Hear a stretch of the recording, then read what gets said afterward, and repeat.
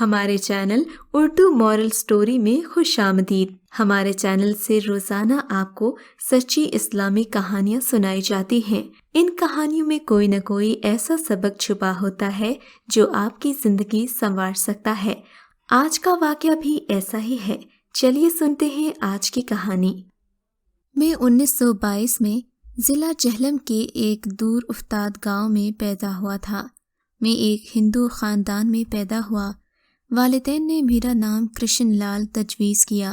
میرے خاندان کے سبھی افراد کٹر ہندو تھے، اسی وجہ سے میرا رجحان بھی انہی نظریات کی طرف تھا۔ مگر جب میں 8ویں میں پہنچا، میرا دل خود بخود دین اسلام کی طرف ہونے لگا۔ اسی دوران میری ملاقات مشہور و معروف عالم دین مولانا عبدالرؤف صاحب سے ہوئی۔ انہوں نے متعدد نشستوں میں مجھ پر اسلام کی حقانیت واضح کی۔ میں ان کے وعظ سے بہت متاثر ہوا، مگر ابھی میں بچہ تھا، اسی لیے اپنے آبائی مذہب اور خاندان والوں کو چھوڑنے کا خیال بھی میرے ننھے سے دل میں قیامت برپا کر دیتا۔ معصوم سا ذہن اسی سوچ سے لرز جاتا۔ اگر مجھے اسلام قبول کرنے کا خیال آتا بھی تو دل میں ماں اور بھائیوں کی محبت کا بہاؤ تیز ہو جاتا۔ بچپن کی ناتجربہ کاری اور ناپختگی میرے آڑے آ جاتی۔ میں کسی حتمی فیصلے پر نہ پہنچ پاتا۔ 1 مارچ 1938 کی سہانی اور مبارک رات میں نے ایک خواب دیکھا کہ مکہ معظمہ میں بیت اللہ کے عین سامنے کھڑا ہوں۔ سید الاولین و آخرین محمد رسول اللہ دیوار کعبہ سے تکیہ لگائے میرے سامنے جلوہ افروز ہیں اور صحابہ کرام بھی تشریف فرما ہیں۔ میں والہانہ جذبہ و شوق کے عالم میں صحابہ کے درمیان سے گزرتا ہوا نبی پاک صلی اللہ علیہ وآلہ وسلم کے پاس پہنچا اور مصافحے کے لیے ہاتھ بڑھایا۔ نبی پاک نے میرے ہاتھوں کو تھام لیا، جس سے میرے بدن کے ہر رگ و ریشہ میں مسرت اور شادمانی کی ایک عجیب سی لہر دوڑ گئی۔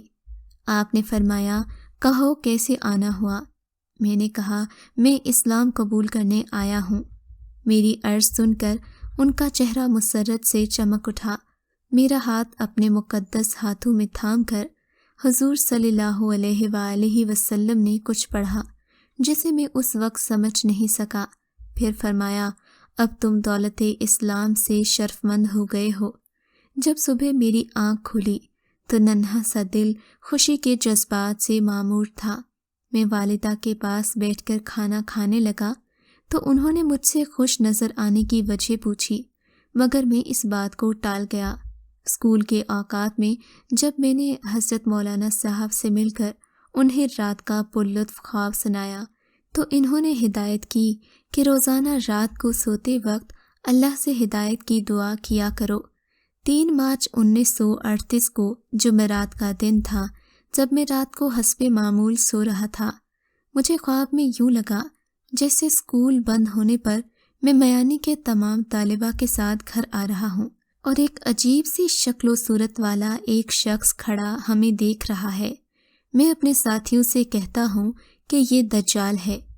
پھر وہ میرے ساتھیوں سے فرداً فرداً سوال کرنے لگا۔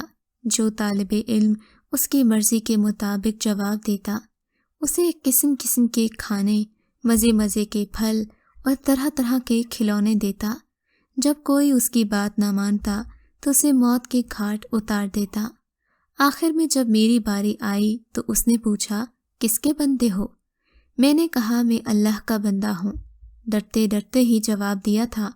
یہ سنتے ہی اس نے میرے منہ پر اس قدر زور سے گھونسا مارا کہ میں کئی گز دور جا گرا اور رونے لگا۔ دجال نے مجھے حکمانہ انداز میں کہا، ادھر آؤ۔ میں ڈرتا ہانپتا کانپتا ادھر ہی چلا گیا۔ میرے کانوں میں نبی پاک کی شیریں آواز پڑی، پہلے میرے پاس آؤ۔ یہ سن کر مجھے تعجب ہوا۔ ابھی 2 دن پہلے ہی تو میں نے آپ کو مکہ میں دیکھا تھا، پھر آپ یہاں کیسے تشریف لے آئے؟ میں دجال کی سخت مار کی وجہ سے روتا ہوا ان کی بارگاہ عالی میں پہنچا۔ آپ نے میری کمر پر دست شفقت پھیرتے ہوئے فرمایا، دیکھو، میں صرف تمہاری خاطر یہاں آیا ہوں۔ دجال کی بات ہرگز نہ ماننا۔ میں تمہارے لیے دعا کروں گا۔ اللہ نے چاہا تو تم ناکامی کا منہ نہیں دیکھو گے۔ یہ ارشاد فرما کر اس کے بعد آپ تشریف لے گئے۔ میں دجال کے پاس پہنچا، اس نے پھر وہی سوال دہرایا، میں نے بھی حسب سابق وہی جواب دیے۔ اس پر وہ مارے غضب کے لال پیلا ہو گیا۔ اس نے جب جھلا کر میرے منہ پر تھپڑ مارنے کے لیے ہاتھ بڑھایا تو مارے دہشت کے میرے منہ سے چیخ نکلی۔ اس کے ساتھ ہی میری آنکھ کھل گئی۔ صبح تک مجھے نیند نہ آ سکی۔ میں نے فیصلہ کر لیا کہ آج میں اپنا دھرم چھوڑ کر اسلام قبول کرنے کا اعلان کروں گا۔ والدہ محترمہ نے جب صبح کھانا تیار کیا تو میں ان کے پاس بیٹھ کر کھانا کھانے لگا۔ اس وقت دل میں جذبات کا تلاطم برپا تھا۔ میں جانتا تھا آج ہمیشہ کے لیے ماں اور بھائیوں سے جدا ہو رہا ہوں، اور پھر اس گھر میں جہاں زندگی کی کئی بہاریں دیکھی ہیں شاید ہی قدم رکھنا نصیب ہو۔ بھائیوں کی محبت اور شفقت نے مجھے مجبور کیا۔ بہانے بہانے میں نے ان کے سر پر ہاتھ پھیر کر اپنے ہی دل کو تسکین دی۔ اس طرح ماں کے قدم چھو کر ہدیہ عقیدت پیش کیا۔ کھانے سے فارغ ہوا، ماں باپ پر حسرت بھری نگاہ ڈالی اور پرنم آنکھوں سے اپنے آبائی گھر سے رخصت ہو گیا۔ جمعے کے دن میں نے اسلام قبول کر لیا۔ میرے اسلام لانے کی اطلاع جب گھر پہنچی تو کوہرام مچ گیا۔ سبھی نے رونا پیٹنا شروع کر دیا۔ میرے والد صاحب کشمیر میں ملازم تھے۔ انہوں نے والد صاحب پر مقدمہ دائر کر دیا اور یہ الزام لگایا کہ نابالغ بچے کو ترغیب سے زبردستی مسلمان بنا لیا۔ مجھے عدالت میں پیش ہونا پڑا۔ ایک طرف والد محترم اور متعدد ہندو رشتہ دار تھے، دوسری طرف میں اور ہزاروں کی تعداد میں مسلمان تھے۔ عدالت میں میرے بیان میں میں نے کہا، میں اپنی رضا سے مسلمان ہوا ہوں، میرے اسلام قبول کرنے میں کسی کا ہاتھ نہیں ہے۔ میں مسلمانوں کے پاس رہنا چاہتا ہوں، والدین کے پاس مجھے جان کا خطرہ ہے۔ میرا بیان سن کر عدالت نے میرے حق میں فیصلہ دے دیا۔ مسلمان خوشی سے نعرے لگاتے ہوئے عدالت سے واپس لوٹے۔ میرے والد صاحب بھلا کب چین سے بیٹھنے والے تھے۔ انہوں نے مختلف عدالتوں کا دروازہ کھٹکھٹایا مگر کہیں کامیابی نصیب نہ ہوئی۔ پولیس نے ہندوؤں کے دباؤ میں آ کر بڑی تحقیق اور تفتیش سے کام لیا مگر میرے رشتہ داروں کا مقصد پورا نہ ہوا۔ ہر عدالت میں ہزاروں کی تعداد میں مسلمان میرے ساتھ ہوتے جو اکثر اوقات پیدل چل کر جایا کرتے۔ والد صاحب نے سیشن جج سے رجوع کیا، کہا کہ میرے نابالغ لڑکے کو زبردستی مسلمان بنا لیا ہے۔ جہلم کے سرکردہ ہندوان ان کے ساتھ تھے جنہوں نے مل کر جج صاحب پر دباؤ ڈالا۔ عدالت میں پیشی ہوئی تو میں نے محسوس کیا کہ جج کا رویہ میرے بارے میں ٹھیک نہیں ہے۔ اس پیشی پر 2-3 حضرات میرے ساتھ تھے۔ جج نے مجھے دوسری تاریخ پیشی تک والد کے سپرد کیا۔ میں نے والد کے ساتھ جانے سے انکار کیا تو مجھے زبردستی کار میں بٹھا دیا۔ دریا کے کنارے ایک مندر میں مجھے لایا گیا جہاں سارا دن میں نے رو رو کر گزارا۔ والدہ محترمہ کو بلایا گیا۔ انہوں نے مجھے دھمکی دی کہ اگر میں ان کے حق میں بیان نہیں دوں گا تو وہ زندہ گھر نہیں جائیں گی بلکہ دریا میں کود کر خودکشی کر لیں گی۔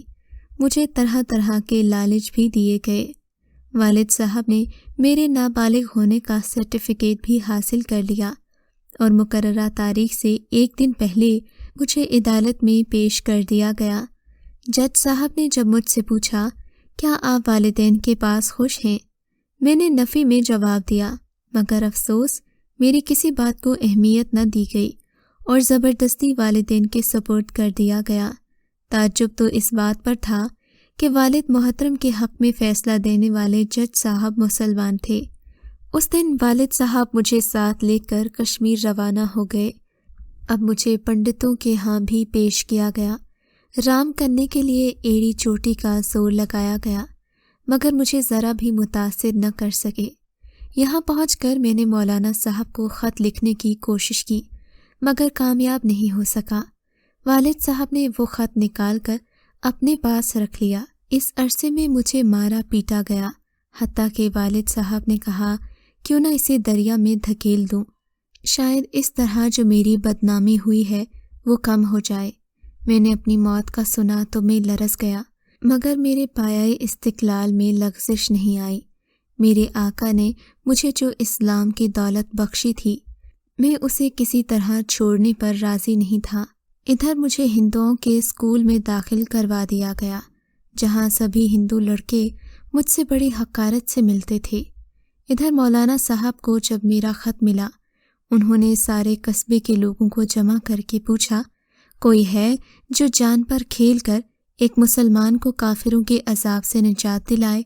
اس پر ایک غریب لیکن جذبہ شہادت سے سرشار شخص اٹھا اور اس نے اس خدمت کے لیے اپنے آپ کو پیش کیا۔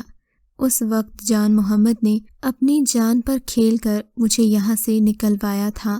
اس کے بعد میں نے خدا کا شکر ادا کیا کہ ان سب صحبتوں کے باوجود بھی میں اپنے ایمان پر قائم رہا۔ بعد ازاں میں نے والدہ صاحبہ سے صلح کر لی تھی۔ اکثر والدہ محترمہ کی خدمت میں حاضر ہوتا، مگر والد صاحب کو میں نے 6 سال بعد دیکھا تھا۔ راستے میں اچانک آمنا سامنا ہو گیا۔ وہ بغیر توجہ دیے میرے پاس سے گزر گئے۔ میں انہیں بلانے یا ان سے ہاتھ ملانے کی جرأت نہ کر سکا۔ تقسیم ہندوستان کے موقع پر میرے خاندان کے تمام افراد ہندوستان چلے گئے۔